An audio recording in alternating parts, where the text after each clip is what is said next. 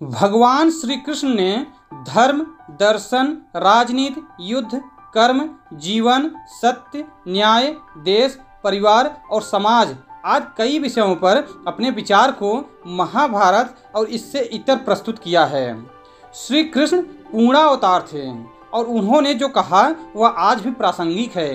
उनकी नीतियाँ आज के प्रगतिशील मानव के लिए जरूरी है। उनकी नीतियों पर चलकर ही कई लोग अपने जीवन में सफल हो चुके हैं। तो आज हम इस वीडियो में उनकी 10 नीतियों के बारे में बात करेंगे। नमस्ते दोस्तों, मैं अरविंद अपने YouTube चैनल त्रिशूल की इस नए वीडियो में आप सभी का स्वागत करता हूं। और आगे बढ़ने से पहले मैं आप लोगों से निवेदन करता हूं, यदि अभी तक आप लोग हमारे चैनल को सब्सक्राइब नहीं किए हैं कृपया सब्सक्राइब कर दीजिए और साथ ही साथ बेल आइकन को भी दबा दीजिए, जिससे जब भी मैं कोई नया वीडियो अपलोड करूँ तो उसका नोटिफिकेशन आप लोगों तक पहुँचे। भगवान श्री कृष्ण की जो पहली नीति है वह है किसी शक्तिशाली व्यक्ति से कूटनीति से काम लें। जब दुश्मन शक्तिशाली हो तो उससे सीधे लड़ाई लड़ने के बजाय कूटनीति से लड़ना चाहिए। भगवान श्री कृष्ण ने काल यवन और जरासंध के साथ यही किया था। उन्होंने काल यवन को मुखचुंद के हाथों मरवा दिया था तो जरासंध को भीम के हाथों। ये दोनों ही योद्धा सबसे शक्तिशाली थे, लेकिन कृष्ण ने इन्हें युद्ध के पूर्व ही निपटा दिया था। दरअसल जब सीधे रास्ते से सब पाना आसान नहीं होता, खास तौर पर तब जब आपके विरोधियों का पलड़ा भारी हो, ऐसे में कूटनीति का रास्ता अपनाना चाहिए।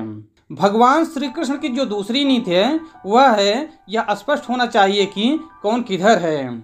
श्री कृष्ण ने कहा था कि कुल या कुटुंब से बढ़कर देश है और देश से बढ़कर धर्म। धर्म का नाश होने से देश और कुल का भी नाश हो जाता है। जब कुरुक्षेत्र में धर्म युद्ध का प्रारंभ हुआ तो युधिष्ठिर दोनों सेनाओं के बीच में खड़े होकर कहते हैं कि मैं जहाँ खड़ा हूँ उसके नीचे एक ऐसी रेखा है जो धर्म और अधर्म को बांटती है। निश्चित ही एक ओर धर्म और दूसरी ओर अधर्म है। दोनों ओर धर्म या अधर्म नहीं हो सकता। अतः जो भी यह समझता है कि हमारी ओर धर्म है वह हमारी ओर आ जाए, और जो यह समझता है कि हमारे शत्रु पक्ष की ओर धर्म है तो वह उधर चला जाए, क्योंकि यह स्पष्ट हो जाना चाहिए कि कौन किधर है। युद्ध प्रारंभ होने से यह स्पष्ट हो जाना चाहिए कि कौन किसकी ओर है, कौन शत्रु है और कौन मित्र है। इससे युद्ध में किसी भी प्रकार की गफलत नहीं होती है। लेकिन फिर भी यह देखा गया था कि ऐसे कई योद्धा थे जो विरोधी खेमे में होकर भीतर घात का काम करते थे। ऐसे लोगों की पहचान करना जरूरी होता है। भगवान श्री कृष्ण की जो तीसरी नीति है वह है संख्या नहीं, साहस और समय जरूरी है। युद्ध या किसी भी कार्य के लिए संख्या बल महत्व नहीं रखता, बल्कि साहस, नीति और सही समय पर सही अस्त्र एवं व्यक्ति का उपयोग करना ही महत्वपूर्ण कार्य होता है। पांडवों की संख्या कम थी, लेकिन कृष्ण की नीति के चलते वे जीत गए।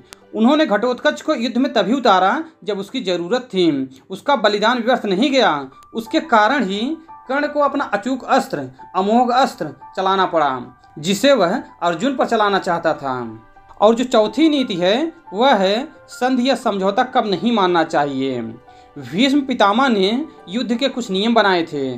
श्री कृष्ण ने युद्ध के नियमों का तब तक पालन किया जब तक कि अभिमन्यु को चक्रव्यूह में फंसाकर उसे युद्ध के नियमों के विरुद्ध निर्ममता से मार नहीं दिया गया। अभिमन्यु श्री कृष्ण का भांजा था। श्री कृष्ण ने तब ही तय कर लिया था कि अब युद्ध में किसी भी प्रकार के नियमों को नहीं मानना है। इससे यह सिद्ध हुआ कि कोई भी वचन, संधि या समझौता अटल नहीं होता है यदि उससे राष्ट्र का, धर्म का, सत्य का, जीवन का अहित हो रहा हो तो उसे तोड़ देना चाहिए। भगवान श्री कृष्ण ने अस्त्र न उठाने की अपनी प्रतिज्ञा भी तोड़कर धर्म की ही रक्षा की थी। जो पांचवी नीति है वह है युद्ध के जोश में ज्ञान जरूरी है।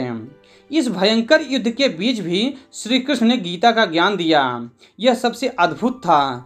कहने का तात्पर्य यह है कि भले ही जीवन के किसी भी मोर्चे पर व्यक्ति युद्ध लड़ रहा हो, लेकिन उसे ज्ञान, सत्संग और प्रवचन को सुनते रहना चाहिए। यह मोटिवेशन के लिए जरूरी है। इससे व्यक्ति को अपने मूल लक्ष्य का ध्यान रहता है।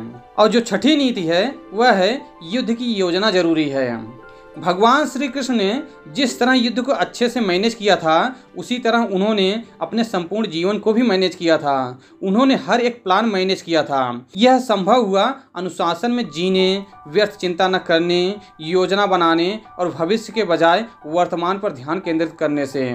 मतलब यह है कि यदि आपके पास 5, 10 या 15 साल का कोई प्लान नहीं है तो आपकी सफलता की गारंटी नहीं हो सकती है।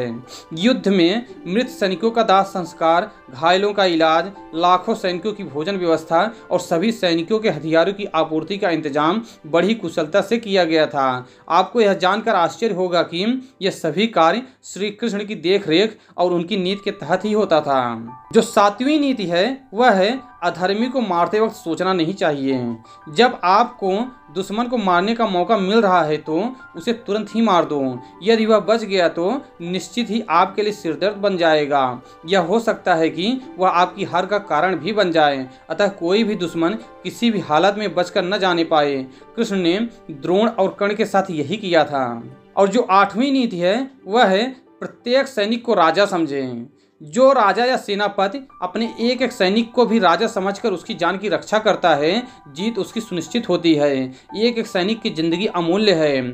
अर्जुन सहित 5 पांडवों ने अपने साथ लड़ रहे सभी योद्धाओं को समय समय पर बचाया है। जब वह देखते थे कि हमारे किसी योद्धा या सैनिक पर विरोधी पक्ष का कोई योद्धा या सैनिक भारी पड़ रहा है तो वह उसके पास उसकी सहायता के लिए पहुंच जाते थे। जो 9वीं नीति है वह है कि निष्पक्ष या तटस्थ पर न करें भरोसा। जो निष्पक्ष है, तटस्थ है या दोनों ओर है, इतिहास उनका भी अपराध लिखेगा। दरअसल वह व्यक्ति ही सही है जो धर्म, सत्य और न्याय के साथ है। निष्पक्ष, तटस्थ या जो दोनों ओर है उस पर भरोसा नहीं किया जा सकता है। और जो 10वीं और आखिरी नीति है वह है भय को जीतना जरूरी है। कृष्ण सिखाते हैं कि संकट के समय या सफलता न मिलने पर साहस नहीं खोना चाहिए। इसके बजाय असफलता या हार के कारणों को जानकर आगे बढ़ना चाहिए। समस्याओं का सामना करें। एक बार भय को जीत लिया तो फिर जीत आपके कदमों में होगी। तो दोस्तों आज के वीडियो में बस इतना ही। अगर आपको हमारा यह वीडियो पसंद आया है कृपया लाइक कीजिए और ज़्यादा से ज़्यादा शेयर कीजिए। धन्यवाद।